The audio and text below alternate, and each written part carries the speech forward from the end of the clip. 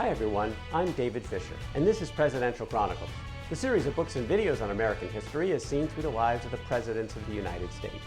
This episode is from the life of Chester Arthur, and the focus is fired by the President. The year is 1876. It's an election year, and Ulysses Grant has decided to step down after 2 terms in office, opening up the door for both Republicans and Democrats to make their bid for the White House. There were 3 major topics on the table in 1876. There was currency issues, there was the topic of the future of Reconstruction, and then what Chester Arthur cared about, and his boss Roscoe Conkling, the topic of civil service reform. Now, the Democrats nominated Samuel Tilden, the governor of their state, New York, and Tilden was very much in favor of reform. He was against the political machines that had been so widespread and so dominant in his state, and so this was sort of the enemy. But what about the Republicans? They were kind of mixed in the candidates on civil service reform. So in large part, maybe just to protect his turf, Senator Conkling decided to toss his hat in the ring and actually run for president. Well, Chester Arthur, his top lieutenant, was there in Cincinnati at the Republican convention in 1876, pushing Conkling's candidacy.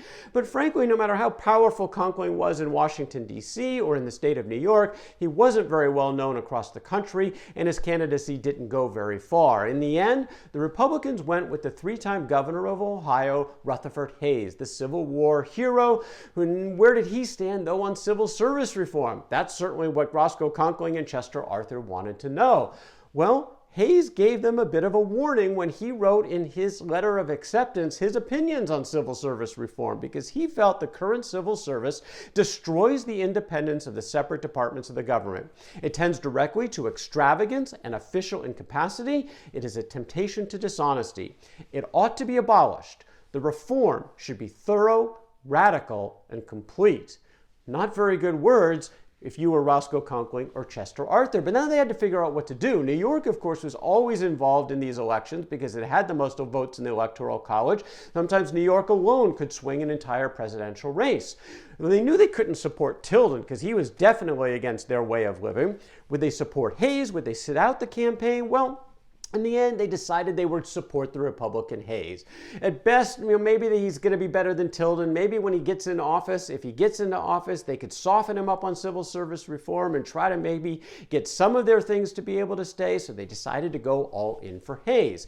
Well, it's campaign time. Chester Arthur certainly got all in. He was raising money throughout the state, focusing his energies, of course, on the Custom House, where he was collecting those assessments from workers. Now, the mandatory assessments that the machine had imposed on workers had actually been outlawed. But Arthur simply made the statement that these were voluntary assessments. They happened to be enforced against all the workers. But to maybe make up the show a little bit, they decided to do the collections this time across the street from the Custom House, on Hanover Street, which became nicknamed Handover Street, because that's where these workers were all expected to go and hand over portions of their salary to go fund the campaign. Well, the election of 1876 was the most controversial to date in American history. We've talked about it in previous episodes on how Sam Tilden was 1 vote short in the Electoral College on election night. There were 20 electoral votes from 4 states that were in dispute. Eventually, this was all headed to Washington, D.C., where an unprecedented situation existed. Which votes would count? They stood up an electoral commission, and eventually that commission awarded by a series of 8 to 7 votes, pretty much party line, all in favor of Hayes. He was going to be the next president of the United States. So this all was decided 2 days before Inauguration Day. On Inauguration Day, Hayes took his oath of office, he gave his inaugural address, and he reiterated his stance. Civil service reform, he was for it. It should be thorough, radical, and complete. In fact, he also reiterated his 1-term pledge. He took a 1-term pledge principally so he could take on this politically charged issue of civil service reform and not worry about the political fallout. Well, he set his sights very early in his presidency on the New York Custom House, where again Chester Arthur was leading as the collector. Now, John Sherman was the Treasury Secretary, and the Custom House reported into the Treasury Department in the federal structure.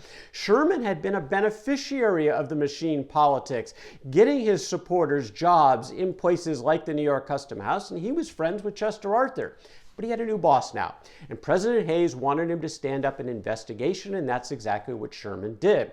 He asked John Jay, the grandson of the same name of the founding father who had been the first Chief Justice of the Supreme Court, he asked John Jay, the grandson, to lead this commission with a couple of others and go investigate the activities, looking for corruption and malfeasance at the New York Custom House. They had a whole bunch of witness interviews, starting with the collector, Chester Arthur. He was the first witness. 6 hours on the stand, and he was full in support of all the things they had done. He said, look, there is no malfeasance here, and this is all much ado about nothing. But that is not what the commission found.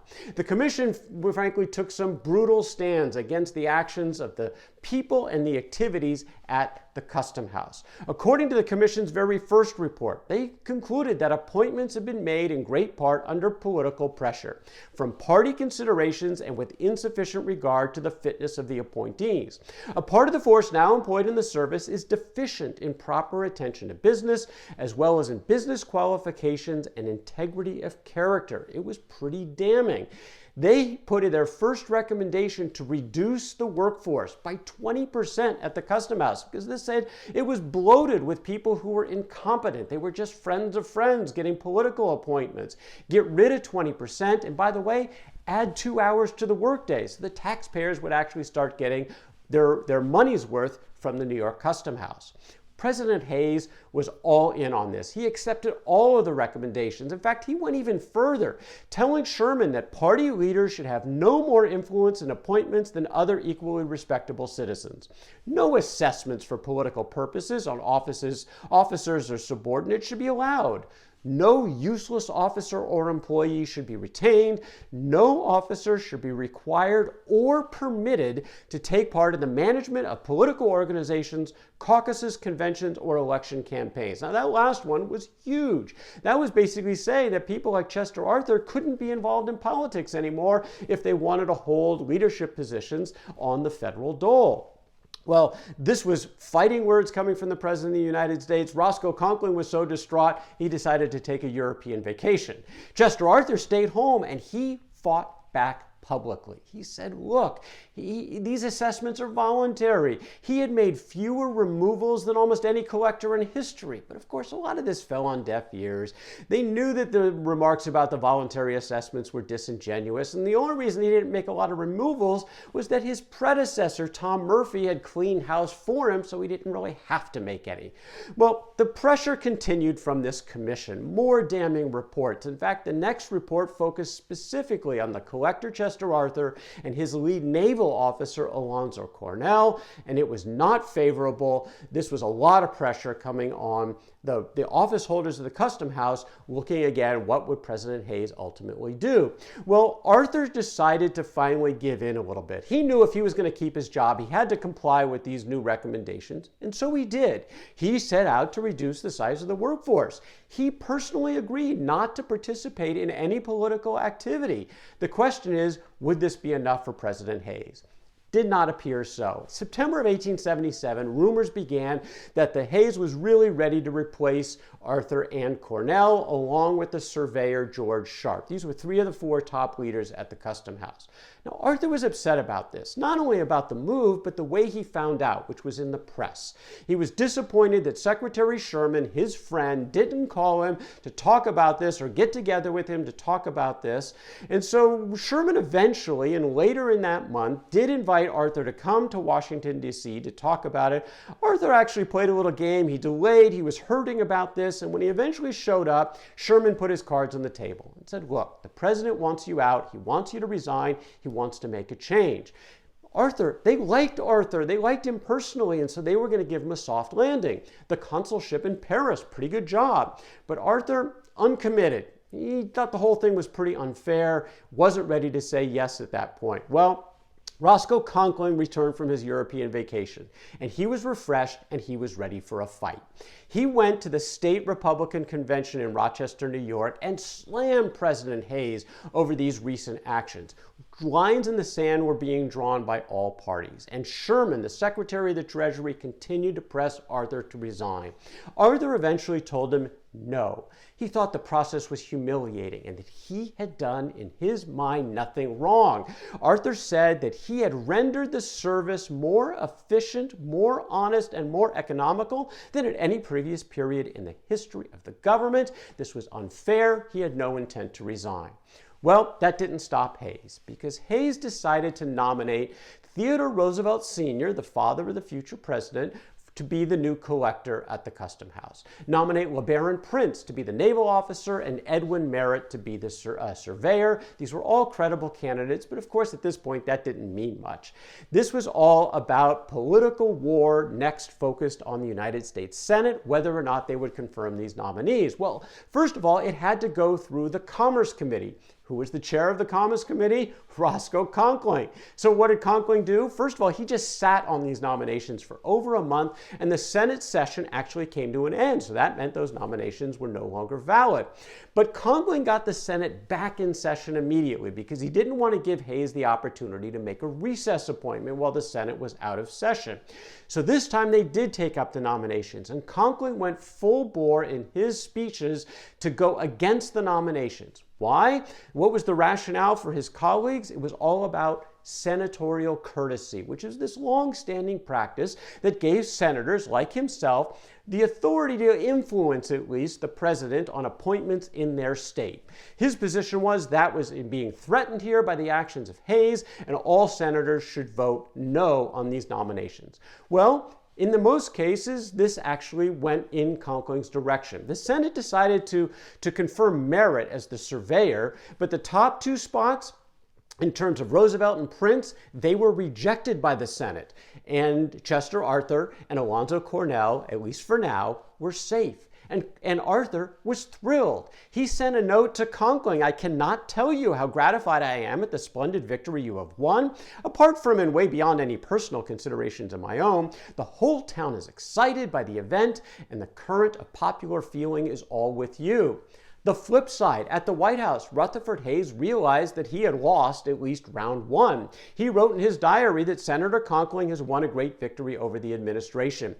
But the end is not yet. I am right and shall not give up the contest. And sure enough, the administration kept the pressure on. They opened up a new investigation. This time they were focusing on John Lydecker, who was Arthur's top deputy at the Custom House. And they found all manner of malfeasance. The tensions were heightened again, and this time Congress was out of session. July of 1878, so President Hayes decided to act again. He decided to suspend Arthur and Cornell per the Tenure of Office Act, which had been passed a decade or so before, that said the president couldn't just remove without Senate consent presidential appointees, but if the Senate was not in session, he could suspend them, and then the Senate would deal with it when they came back into session. So that's what he did. And Arthur and Cornell were out. For Arthur, he had been 6.5 years as the collector, but now he was cast aside, at least temporarily, with Merritt moving into the position of collector, and Arthur's old friend Silas Burt, who's now at odds with Arthur on civil service reform in the Custom House, Silas Burt was promoted into the position of the naval officer. Well, Arthur went back to his law firm, mostly just waiting to see what was going to happen when Congress came back into session, and that was in December of that year to figure out whether or not they would support these suspensions or put Arthur and Cornell back in their spot. This was mostly a referendum on the power of boss man Roscoe Conkling, because the truth was his power was starting to wane. The Democrats were on the upswing in Congress, and so the Democrats were all going against Conkling, but even some of the Republicans had kind of grown tired of Conkling, sort of running roughshod over them. And so when push came to shove in February of 1879, the Senate confirmed Merritt and Burt to the collector and naval officer positions, and formally and finally, Chester Arthur, Alonzo Cornell were out. Certainly a setback for Roscoe Conkling, hanging on to power at this point by a thread, but a lot more twists and turns to come on this story, and that is the story for another day. That's Chester Arthur, fired by the president, from the life of Chester Arthur. For more presidential chronicles, check out my books on Amazon.com, and don't forget to subscribe to my YouTube channel. Until next time, I'm David Fisher, and this is Presidential Chronicles.